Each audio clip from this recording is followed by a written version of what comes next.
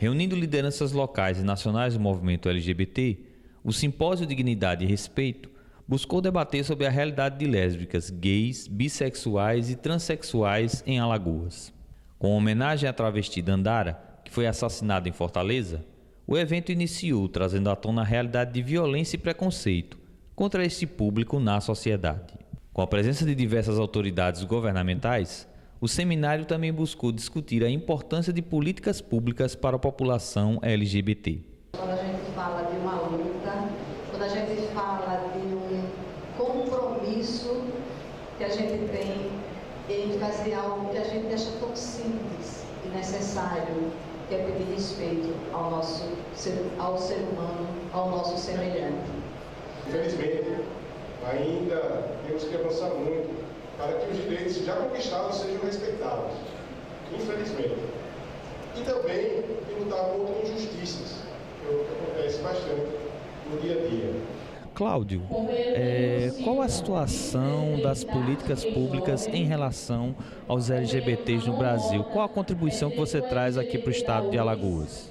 Primeiro que é possível o governo fazer uma atuação que haja na perspectiva de atuar para todo mundo. Hoje, a gente vê ainda muitas dificuldades dos governos de reconhecer, primeiro, a pauta LGBT como uma pauta de cidadania e de promoção de direitos. Segundo, também as pressões de setores conservadores da sociedade acabam fazendo com que certos governos retrocedam nessa agenda. E terceiro, por conta de várias demandas que é natural que aconteça dentro dos governos, por conta das necessidades sociais cada vez mais prementes, acaba então deixando de priorizar também essa agenda. Então aqui eu venho fazer aqui um pouco de trazer a experiência do Rio de Janeiro na formulação de políticas públicas.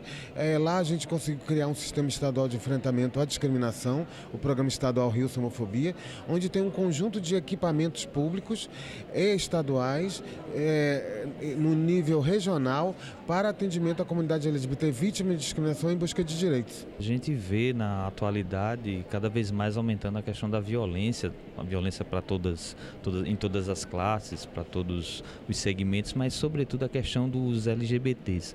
Como é que vocês veem essa questão? É preciso ter mais política pública, mais segurança? O que precisa ser feito para diminuir essa violência? Olha, hoje é grave o que vem ocorrendo com a comunidade LGBT. Nós estamos sendo dizimados, assassinatos cruéis, discriminações de todo tipo, dificuldade de acesso aos serviços públicos de saúde, toda uma gama de situação sistemática e cruel de preconceito e discriminação. E o que é fundamental avançar na produção de políticas para enfrentar esse problema. Após a mesa de abertura, aconteceu um debate, mediado pelo fundador do movimento LGBT em Alagoas, Marcelo Nascimento.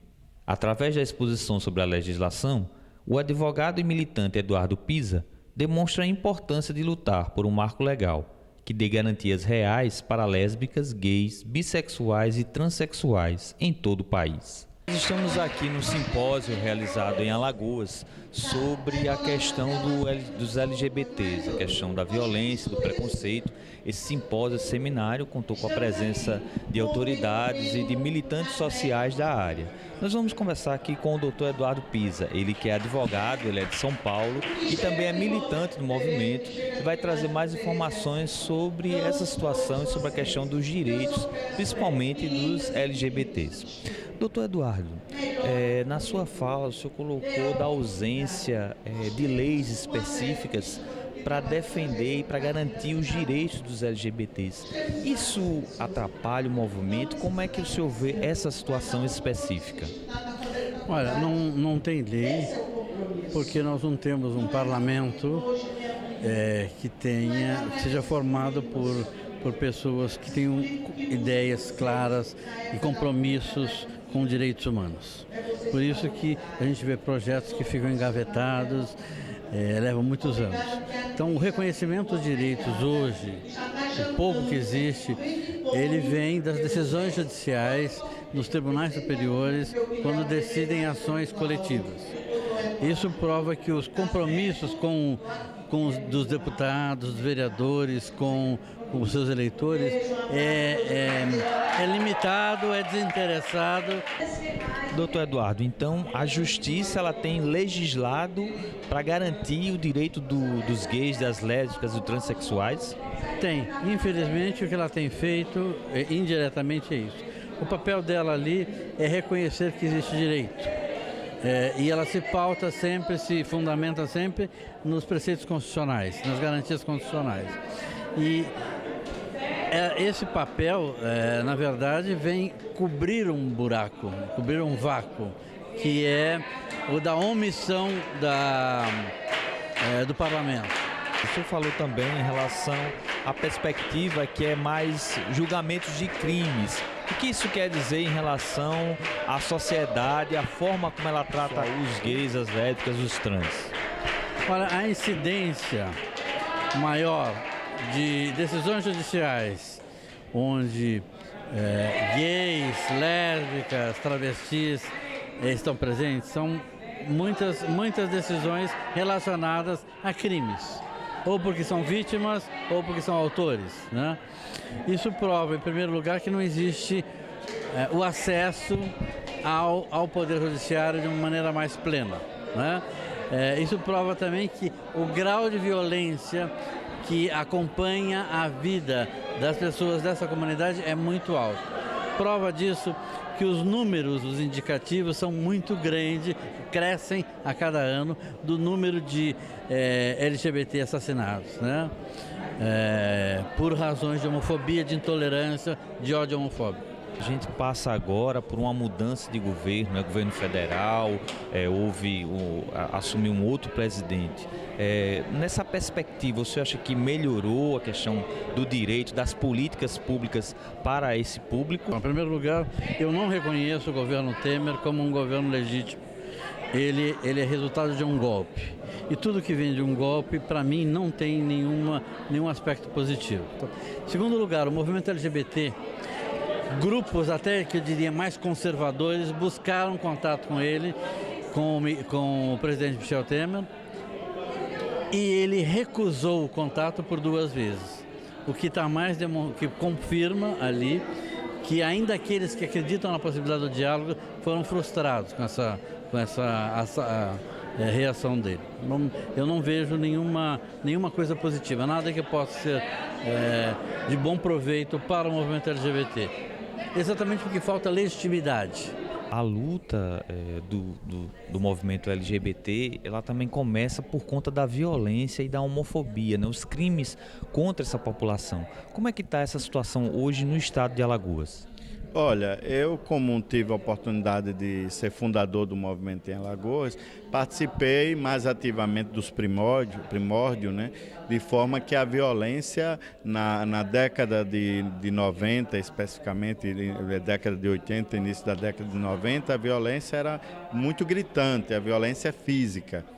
Com as campanhas, né, toda a articulação que o movimento fez aqui em Alagoas junto ao OAB, Fórum contra a Violência, CUT e outros organismos, nós intensificamos o combate a essa forma de violência física. Hoje nós temos formas, digamos assim, camufladas de violência. A violência não necessariamente física, embora ela aconteça também, mas num grau menor do que as outras formas de violência. A violência institucionalizada, a violência psicológica, né? É necessário, por exemplo, que os conselheiros tutelares estejam atentos à violência psicológica que crianças e adolescentes passam no ambiente familiar ou escolar, quando externam a sua orientação sexual. Então, praticamente as formas de violência, elas foram se aprimorando, né? Abandonaram mais a violência prática em si, embora ocorra, volto a dizer, mas nós temos outras formas